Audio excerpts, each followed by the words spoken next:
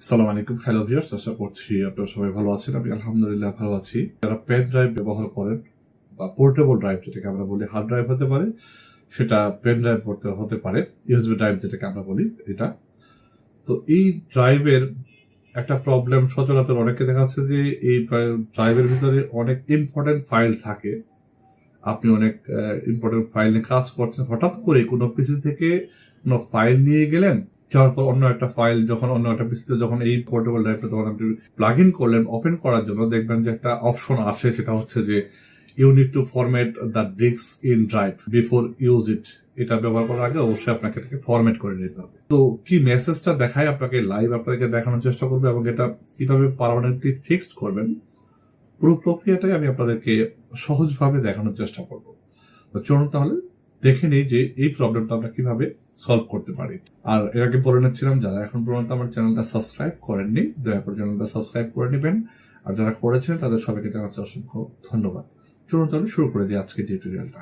তো প্রথমে আমি এই পেন ড্রাইভটা আমি প্লাগ ইন করছি, আপনারা অবশ্যই একটু খেয়াল করবেন। আমি তো দেখা যাচ্ছি, খেয়াল করেন, দেখেন প্রথমেই প্লাগ ইন করার পরপরই আসতেছে যে you need to format the disk in drive E before you can use it। অর্থাৎ আপনি এটা ইউজ করার আগে আপনাকে এটাকে ফরম্যাট করতে বলছে। যদি আপনি ফরম্যাট করেন তাহলে এর ভিতরে থাকা যে ডাটাগুলো রয়েছে সবগুলো কিন্তু মুছে যাবে। তো সমাধানটা কিভাবে করবেন, এই ফরম্যাট না করে আপনার ডাটাটাকে কিভাবে রিকভারি করবেন এবং এর পরবর্তীতে পেন ড্রাইভটাকে আপনি কিভাবে ফ্রেশ করে একটা ফরম্যাট করে আপনি পরবর্তীতে কিভাবে ইউজ করবেন সেটাই দেখাচ্ছি। এটাকে 3-4টা কৌশল আমি আপনাদেরকে দেখাবো। আপনি হয়তো যে কোনো একটা অ্যাপ্লাই করে আপনার সমাধান হয়ে যেতে পারে। আমি এটাকে ক্যান্সেল দিচ্ছি এখান থেকে।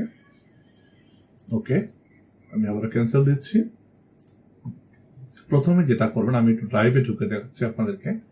দেখেন এই যে ইউএসবি ড্রাইভ ই, আমি যদি ডাবল ক্লিক করি আমাকে ফরম্যাট করতে বলছে।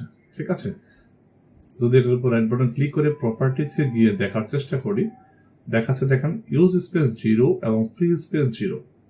ঠিক আছে, আমি এখান থেকে ক্লোজ করে দিলাম এটা।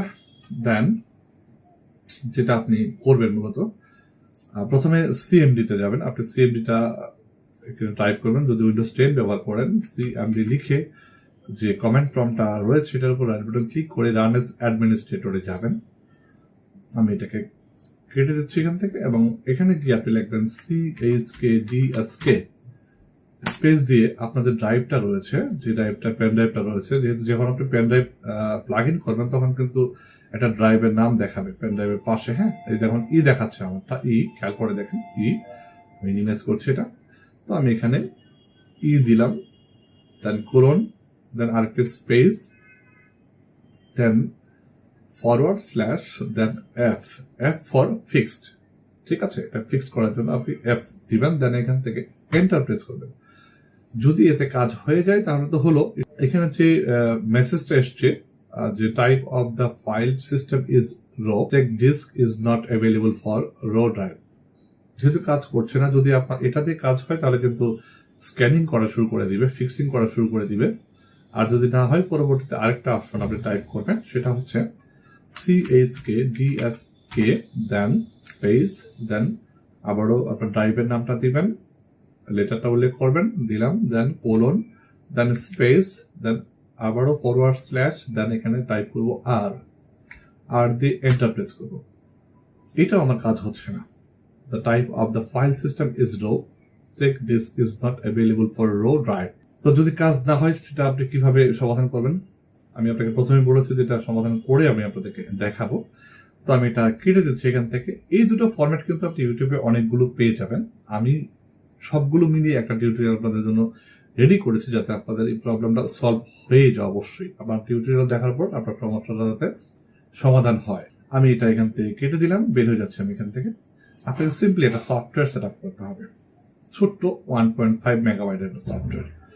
সেটা হচ্ছে, আমি আমার ক্রোম ব্রাউজারে যাচ্ছি, এখান থেকে যাওয়ার পর আমি এখানে টাইপ করব ফাইন্ড অ্যান্ড মাউন্ট। আমি এটা ভিডিও ডিসক্রিপশনে লিঙ্কটা দিয়ে দিব, সেখানে ক্লিক করে কিন্তু আপনি নিয়ে নিতে পারেন। দেন এন্টার প্রেস করব। তারপর প্রথমে যে লিঙ্কটা পাচ্ছেন, দেখতে পাচ্ছেন ফ্রি পার্টিশন রিকভারি সফটওয়্যার। দেন এখানে আমি এটাতে ক্লিক করে দিচ্ছি। সিম্পলি যেখানে সফটওয়্যার দেখতে পাচ্ছেন ডাউনলোড, ফাইন্ড অ্যান্ড মাউন্ট, এটাতে ক্লিক করে দিবেন।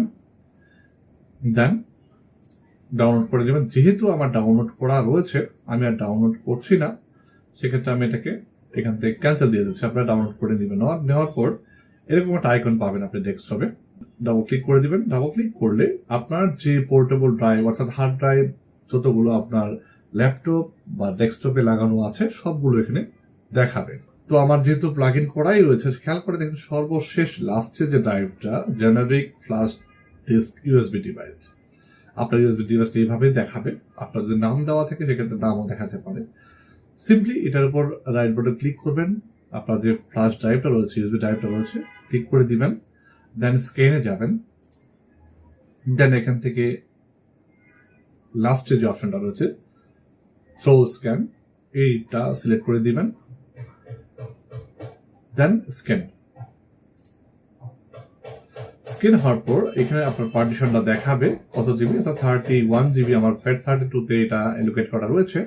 আমি জাস্ট এই পার্টিশনটাকে সিলেক্ট করে রাইট বাটন ক্লিক করব। দেন এখান থেকে মাউন্ট অ্যাজ একটা অপশন পাবেন, এটাতে ক্লিক করে দিবেন।